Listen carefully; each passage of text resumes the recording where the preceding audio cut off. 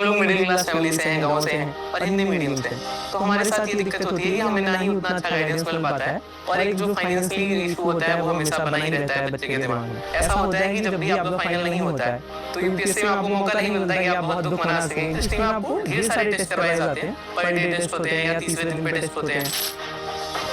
जब हम अस्मिता को देखते हैं तो हमें पता चलता है कि जो बच्चा लगातार मेहनत कर रहा है उसका जरूर हो रहा है। सबसे जरूरी है मेहनत करना। अगर आप मेहनत नहीं करते हैं, मेहनत का कोई विकल्प नहीं होता है। जब मैं ग्रेजुएशन लास्ट ईयर में था तो वहाँ से फिर मैंने दृष्टि ज्वाइन की और वहाँ से ये पूरा सफर शुरू होता है आईएएस के बनने के लिए।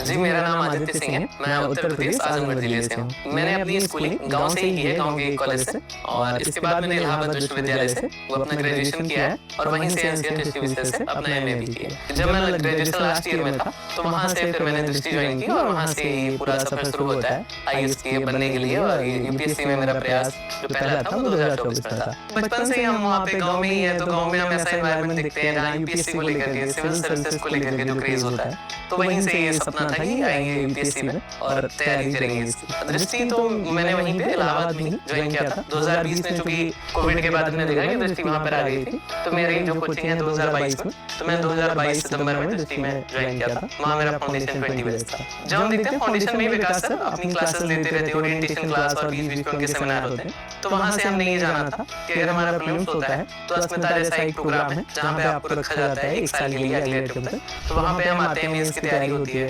24/7 लाइब्रेरी एक्सेस है, रेजिडेंस भी है और खाने के लिए भी सारी सुविधाएं। तो हमें सिर्फ और सिर्फ पढ़ना ही होता है। उसके अलावा वो सारी सुविधाएं, मेंटर्स और आपको जो भी टेस्ट सीरीज होती हैं वो सारी फ्री आपको अवेलेबल कराई जाती हैं। हम लोग मिडिल क्लास फैमिली से हैं, गाँव से हैं और हिंदी मीडियम से, तो हमारे साथ ये दिक्कत होती है कि हमें ना ही उतना अच्छा गाइडेंस मिल पाता है और एक जो फाइनेंशियली इशू होता है वो हमेशा बना ही रहता है बच्चे के दिमाग में। तो जब अस्मिता जैसा कोई प्रोग्राम आता है जहाँ आपको उन सारी फाइनेंशियल इशूज से हटके आपको एक रेजिडेंस मिलता है जहाँ आपको सिर्फ पढ़ना है, और एक जो पीयर ग्रुप का सबसे इम्पोर्टेंट रोल है कि जैसे मैं इलाहाबाद में था तो मैं सोचता था कि किसी एक ऐसे बच्चे से मिल लो जिसका कभी प्रीलिम्स हुआ हो, तो एक बहुत ही लगता था कि बहुत एक सपना होता है कि अभी जीवन में प्रीलिम्स निकल जाए। तो जब लेकिन जब अस्मिता में आते हैं तो वहाँ पे सारे 200-250 बच्चे, 300 बच्चे जो भी हमारे साथ रहते हैं, सबने प्रीलिम्स पे किया है, सब अलग अलग जगहों से, तो एक साथ आते हैं तो एक अच्छा पीयर ग्रुप बनता है और ये सारी चीजें नॉर्मल लगने लगती हैं। उसी में से कुछ बच्चे सिलेक्ट भी हो जाते हैं, तो फिर लगता है कि बस यही सब करके एक दिन सिलेक्ट भी हो जाए। पीयर ग्रुप से मैम तीनों स्टेज में, चाहे प्रीलिम्स हो, मेंस हो, इंटरव्यू, सब में उसका एक इंपॉर्टेंट रोल होता है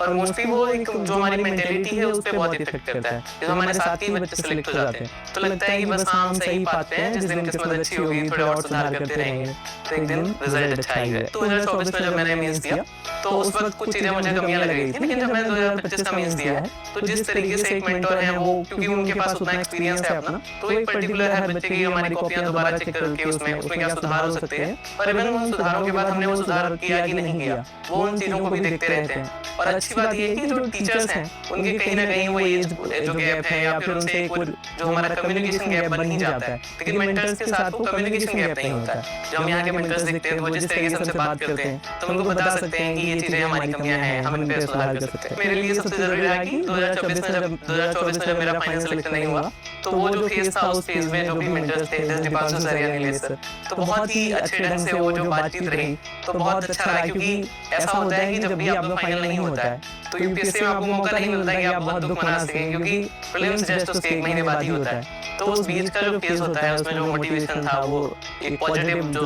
मोटिवेशन मिला वो बहुत बढ़िया रहा कि दोबारा हमने प्रीलिम्स दिया, दोबारा यहाँ इस स्टेज तक है। आंसर राइटिंग तो अगर यूपीएससी में हम देखते हैं कि मेंस में तो पूरा सब कुछ आंसर राइटिंग का ही है कि जिस तरीके से हमारी प्रेजेंटेशन होगी, और आंसर राइटिंग स्पीड मोस्टली अगर हम लिखते नहीं है तो वहाँ पे भी हमारा पेपर कंप्लीट नहीं हो पाएगा। तो इस तरीके से हम देखते हैं कि दृष्टि में आपको ढेर सारे टेस्ट करवाए जाते हैं, पर डे टेस्ट होते हैं या तीसरे दिन पे टेस्ट होते हैं सारे सब्जेक्ट के, तो आपको लिखने के लिए बहुत है कि आप चेक कॉपियां चेक होंगी, मेंटर्स हैं वो आपके लगातार चीजों को देखते रहते हैं। तो आंसर राइटिंग तो बहुत इंपॉर्टेंट रोल है और उसका सारा काम दृष्टि मेंटरशिप में हो ही जाता है। काउंट करके तो नहीं लिखा होगा, लेकिन ये है कि 2 सालों से लगातार लिख रहे हैं और इतने सारे टेस्ट दिए हैं तो 2000 के हिसाब तो लिख दिए होंगे अब तक। मेंस से पहले जाने के लिए अगर हम देखते हैं तो जो जीएस के टेस्ट होते हैं, अगर हर पेपर में हम 4-4 टेस्ट लगा लेते हैं, जीएस 4 पेपर है तो ये 4-16 टेस्ट हो जाते हैं। प्रोफेशनल में भी लगभग 16 टेस्ट अगर हम लगा लें और एसए के लगभग 10-12 टेस्ट, तो ओवरऑल अगर हमारे 45-50 टेस्ट हो जाते हैं, आंसर राइटिंग स्पीड होती है। तो उधर क्योंकि हमें आंसर में अगर हम मेंस में देखते हैं तो जो 7 मिनट या 12 मिनट में आपको आंसर कंप्लीट करने हैं,